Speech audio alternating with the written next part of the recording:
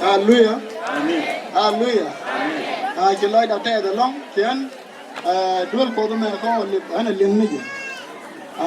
Cái chuyện đó giờ là cái cơ về nhà về nặng chuyện cái cha nữa về chân đây. Chứ giờ là thế lưỡi hiện chỉ số bên đây advantage. Anh ta có phép bị thiệt là ở anh tin có phép bị thiệt. Chắc chắn thì là mua được tin này mà trong này là can gì chứ. Có cả đám mấy cháu qua ta xin đi cái giờ này thấy nhà mất guru cuốn nhé. Cái giờ cái nhà luang này. Cái giờ cái nhà sao bên đây. Cái giờ của mình nhà sao bên đây quên mà chỉ sao bên đây kan ga được thì cũng gạt ra cái lối đó mình chịu có thể là cái bảo thì cái gì chỉ có khả năng nhiều quá. Ra cũng vậy cái lối đó kan có ra là cái bà đùa gì mà coi lối điện kan đùa súp cái trái lối chứ kan súp gì mà nghe cái này bị nhà điện nó làm cái cái mấy cái quay cái chứ quay nhiều rồi bị cháu ya qua chân. Dân mình để bên cái này chỉ lối đặt thế cái mình nó có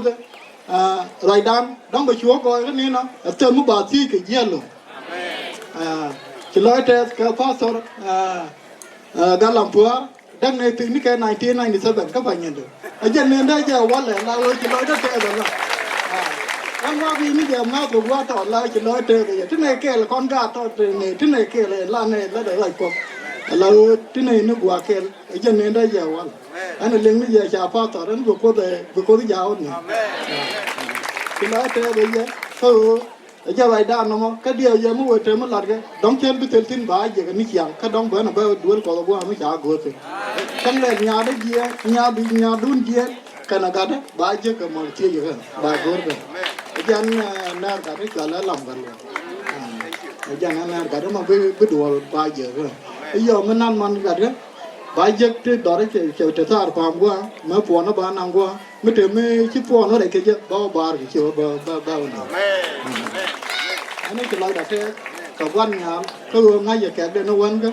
cái xe chuồng ngay chỉ toàn một cái ngay giờ chừng chiều họ chỉ cần một bát chấm tôm này nó giang kẹt ngay này chỗ toàn một cái nó bài một xin cái bên này rồi anh ấy bây giờ cái mà bà con này cái mà cái đồ được cái lưu cái mà anh ấy chỉ nói thế